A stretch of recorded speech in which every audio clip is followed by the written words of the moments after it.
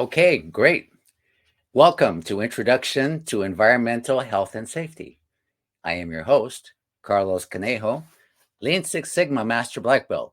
I've been working in the area of Lean Six Sigma for over 25 years, and it's amazing to me what I see out there with regards to health and safety.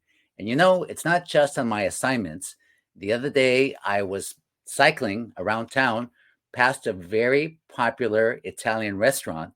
And as it turns out, they were welding their heaters, their outdoor heaters. They get a little bit of wonky. So there was one of their employees, I'm not sure if it was a kitchen employee or who it was, TIG welding these on the back patio without any light curtains, without any safety glasses to protect his eyes from, never mind, just the glare. But again, if he should get a spark in his eye. And then on top of that, no light curtains so that anybody walking by could get that arc of the weld. And that's not good. That causes cataracts. And so, we have to make sure to adhere by best practices and make sure that people are not getting hurt and also third parties are not getting hurt.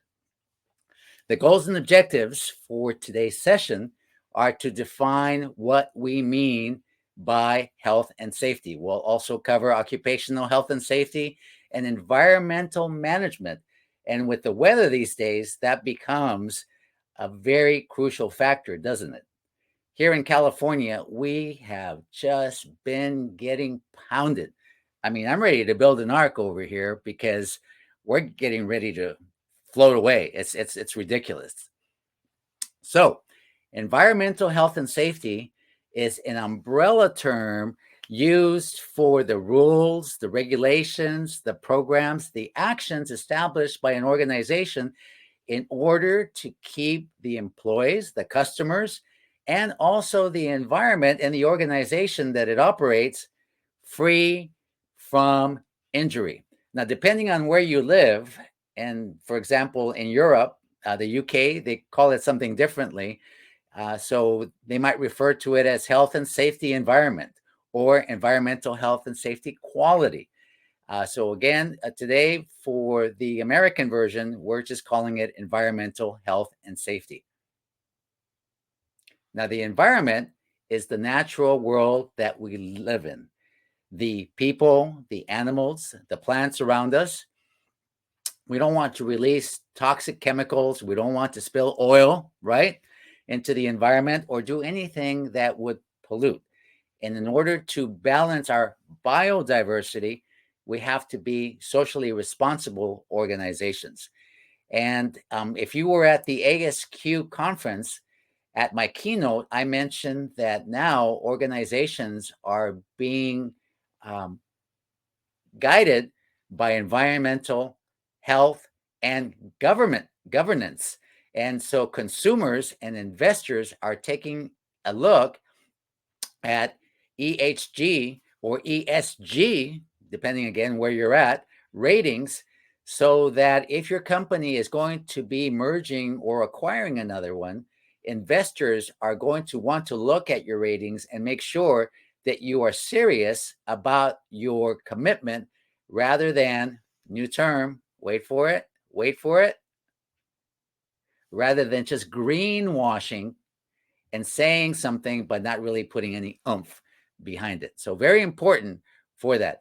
By the way, to show you the amount of money that has been going into the ESG social responsibility companies, back in 2006, when this was first started by the United Nations, there were about $60 trillion invested. As of 2 years ago, over 105 trillion dollars invested, with over 3,000 investors now investing in socially responsible companies. The health is anything that could negatively impact the physical or mental condition of an employee. And then, of course, the safety is that measure that the company takes to identify the hazards, in order to protect the employees and in order to keep those hazards from coming back and eliminating those hazards. So let's take a look at occupational health and safety. And occupational health and safety identifies these workplace hazards, and it takes a look at examining the workplace to make sure that we have identified these, whether or not they are chemical or whether they are environmental. And so we want to take a look at safety data sheets, SDSs. We want to review the accidents that have happened. And on the right there, you see what's called a body mapping or a body map that usually for an incident report, but I would recommend that you use this for a preventative measure. So anytime even a close call happens in your workplace, have a stand-up meeting and talk about it. And then you put a dot wherever it happened, and it's this type of defect concentration diagram or a Pareto diagram. And so you can trace where the accidents are happening. I did this with Southern California Edison. I had a couple of year contract with their analysts. And one of the things that we took a look at was injuries. And lo and behold, there were a lot of injuries around the ankle part of the body. And doing our root cause analysis, we found out that the trucks, the utility trucks, did not have a step. And so the drivers getting out of this high truck were spraining or even breaking their ankles. And so the fix was to install steps in all the trucks. And then, of course, that eliminated the lion's share of that. We have our chart there, our PPE chart. And I know this guy is not menacing looking, but we affectionately called him the PPE thug, right? The PPE thug.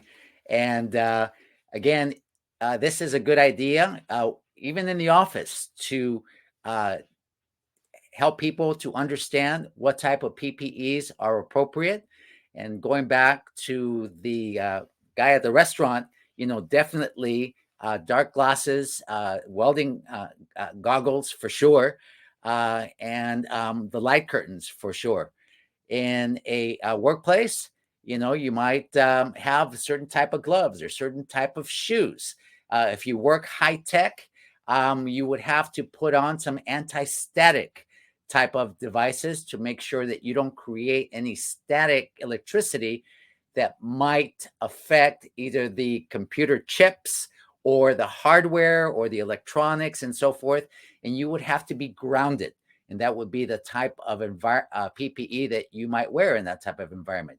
You might have to wear a bouffant cap in a high-tech type of environment, or you might have to wear a bouffant cap in a food or food service or food packaging type of environment. And if you have any facial hair, you definitely would have to wear a covering over that as well. And so it's very important to do a hazard assessment and also to find out what kind of PPEs are needed in the workplace. And once these have been assessed, then put in preventative controls in order to have any issues coming up. Now, some of you may be familiar with something called Heinrich's rule. And there's two schools of thought from that. That came from the airline industry.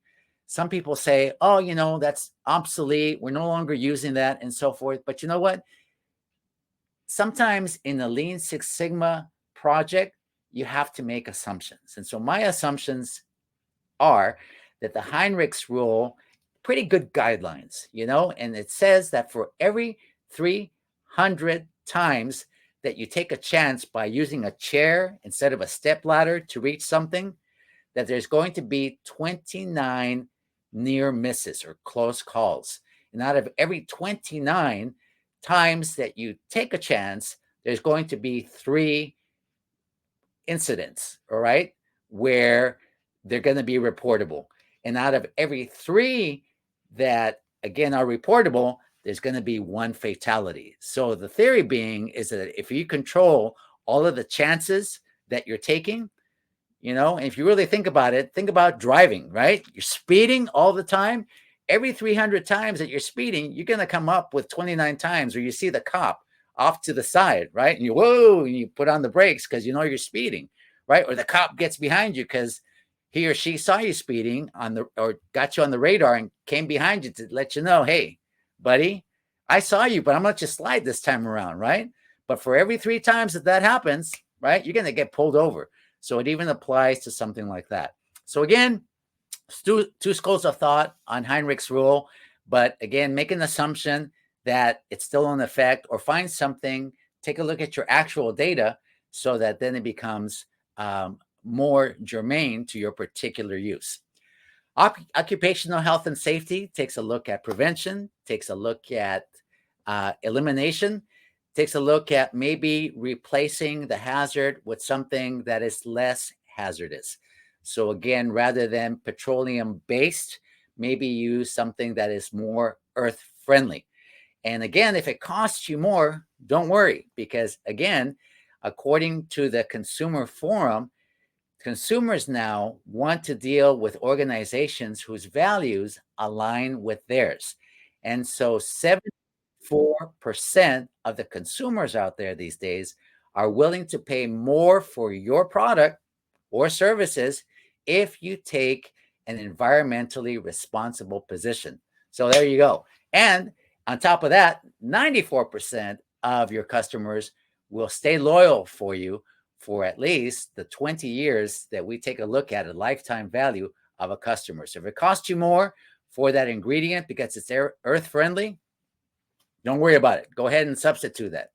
Engineering controls, and again, re-engineering the equipment, maybe with guards, with ventilation, your doors, opening your doors with automatic buttons so that people are more easily able to open those doors. And then administrative controls, having more audits, more policies, more training, having incentives. And I was working for a division of Berkshire Hathaway, and I went out to my car to get a flip chart because we had just begun a brainstorm session. And as luck would have it, we were brainstorming so much that we ran out of paper. So I had some extra paper in the car.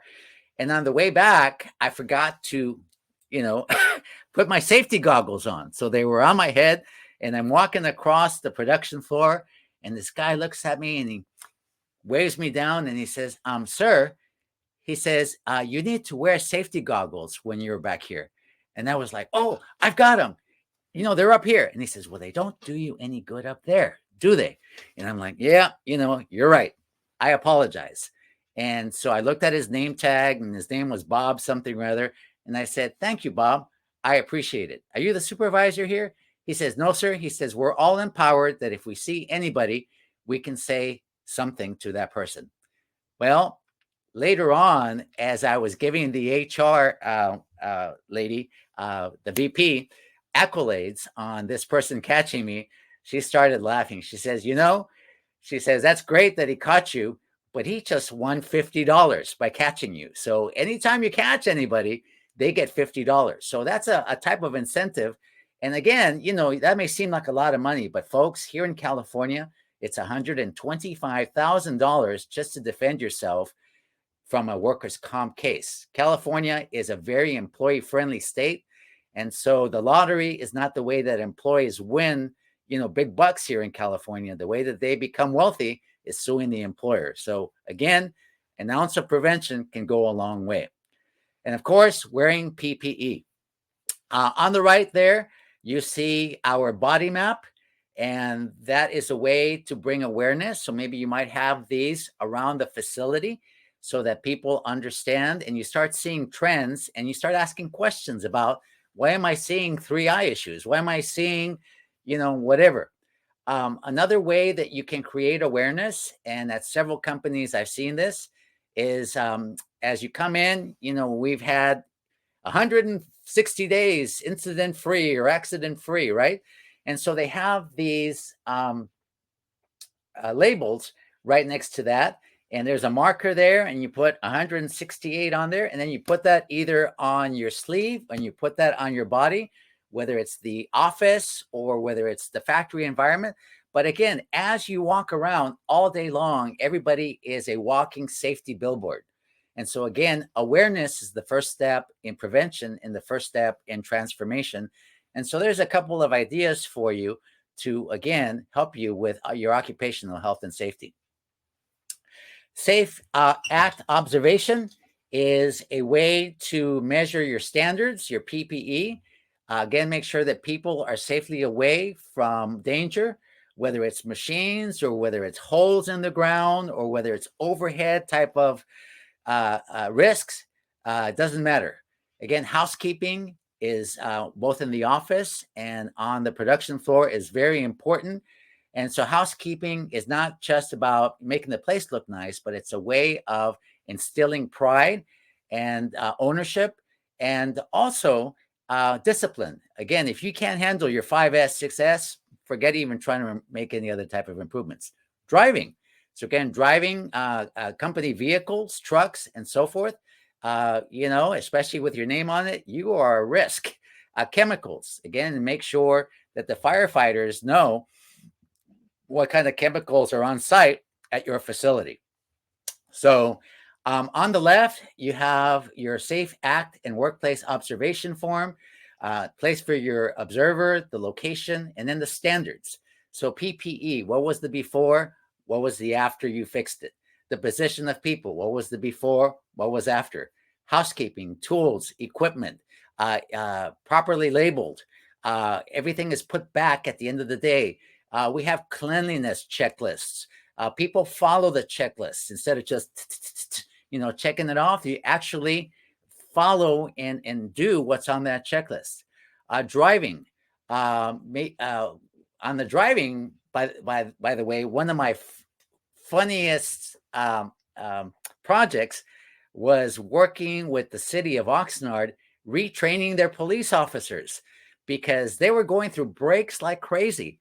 And so again, because of some guys, fast starts, fast stops, drifting around corners and so forth, they were going through breaks like crazy. So we actually put all the cops in the department through a driver education class so that they would learn how to drive a little less aggressively. And just to make sure that they did, we actually installed devices on the cop cars that would monitor their performance.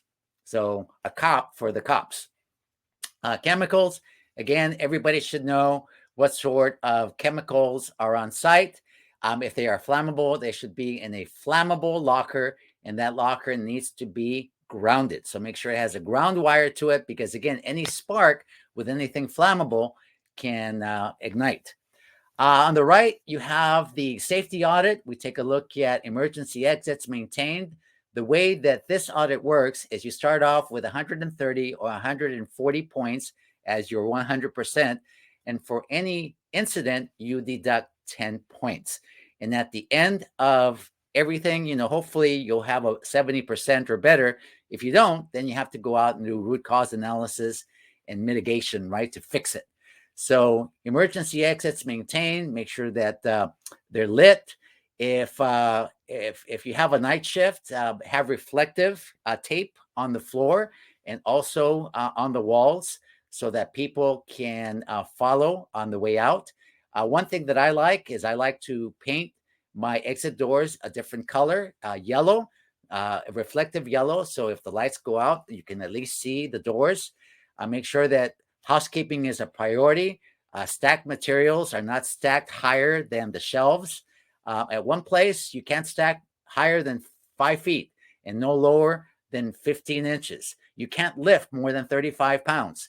And so again, they exceed OSHA guidelines because they don't want their people getting hurt. So I'm not going to go through this whole list, but we take a look at hazardous material. We take a look at PPEs, material handling.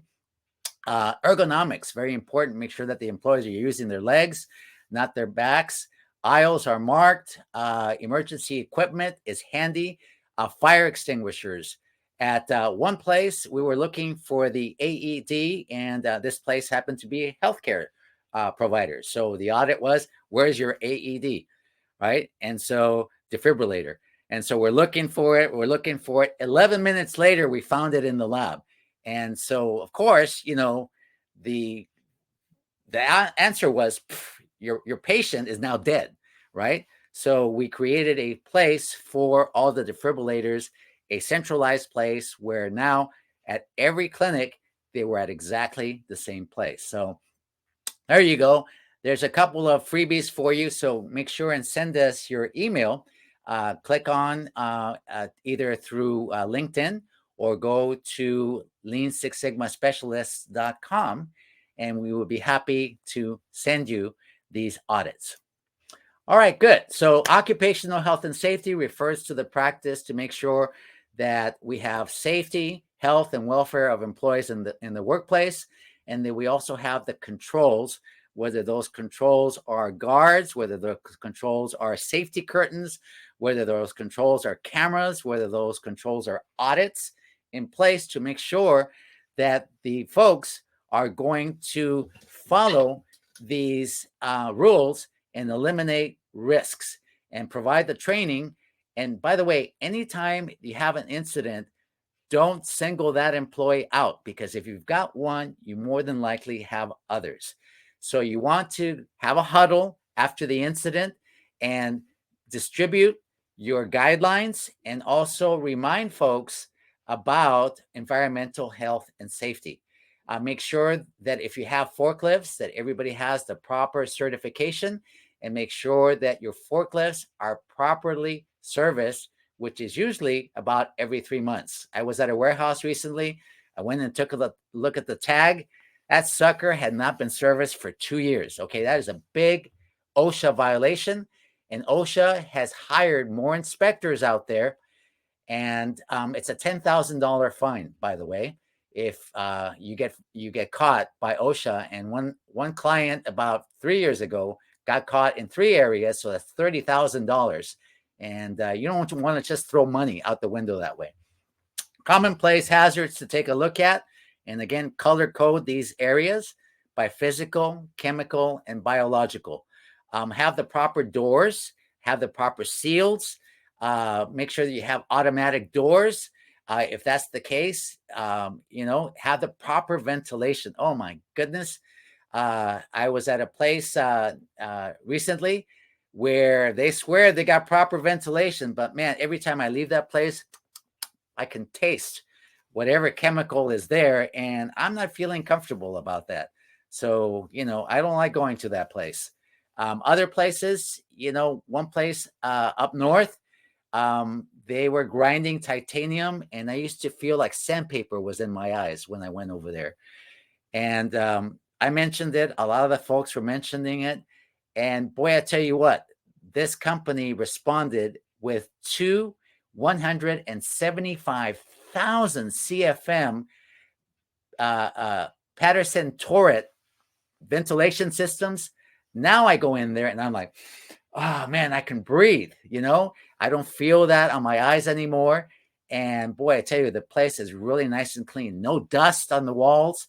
It just makes a big difference with regards to the physical hazards. Chemical, make sure that the substances are put away.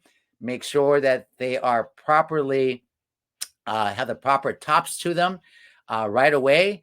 They're in a ventilation booth if they need to be.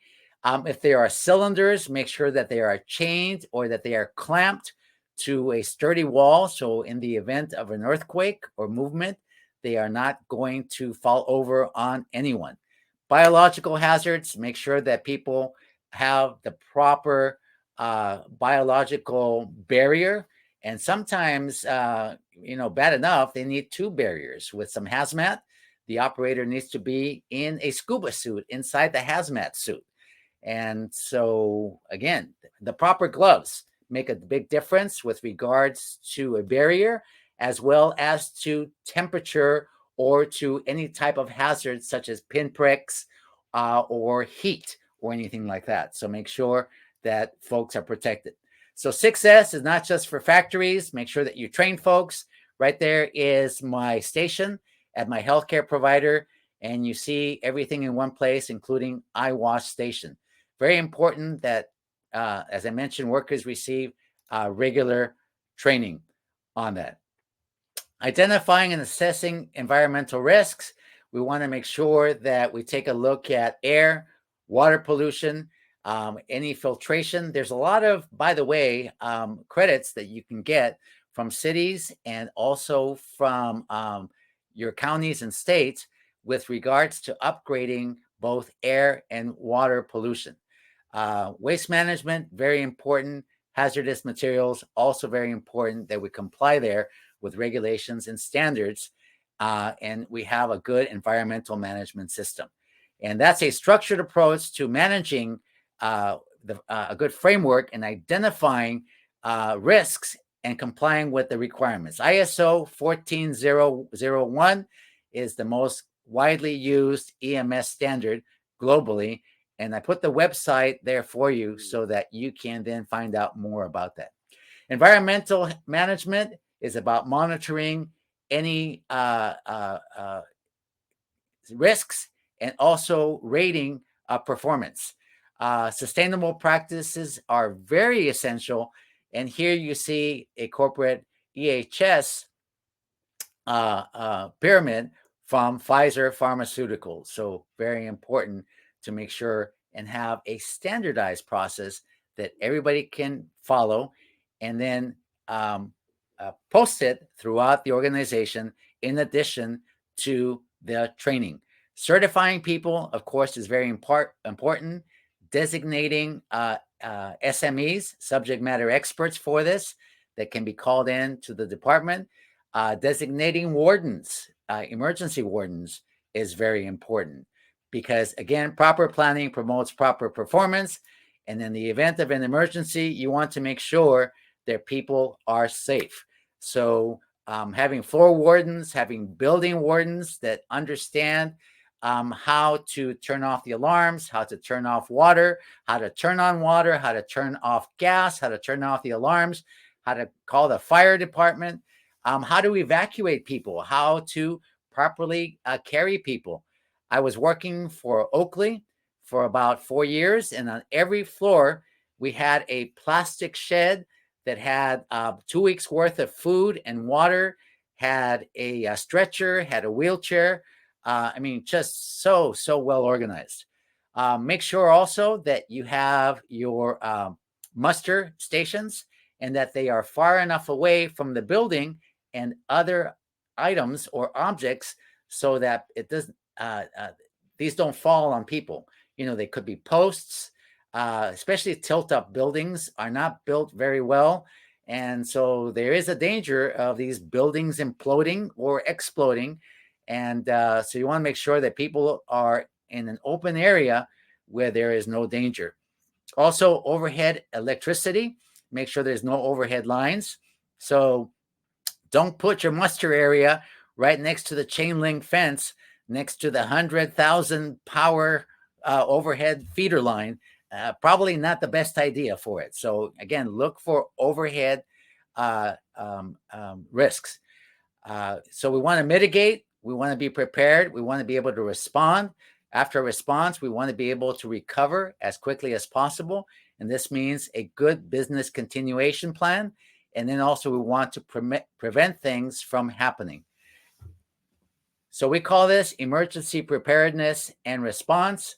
And so we do an assessment of all the risks on site. We do planning and we get all the departments involved in the planning, preparation through drills, fire drills, in these days, unfortunately, active shooter drills. Okay. Also, unfortunately, these days, biochemical. Again, if we haven't learned from COVID, let's learn from COVID, because that is something that we want to take a look at. So I'm not going to go through all these, but we take a look at hazards. We assess the risk and what the impacts are that to the business. We want to make sure that we have a second way of continuing business, whether it's a second location in case of a flood or what have not, or a third-party organization that can take over for us. Again, emergency response and disaster recovery is very important to business continuity. Preparedness incident identification, manage it, and then have that business continuity plan. So we are right at 30 minutes, folks. And so we sure appreciate you joining us here today in this little bit, what we're calling micro-learning. We hope that you enjoy the format. Have a great day. And again, go to www.lean6sigmaspecialists.com for your free copies of your occupational health and safety audit and your safety audit. Have a great day, everybody. Thanks for joining us.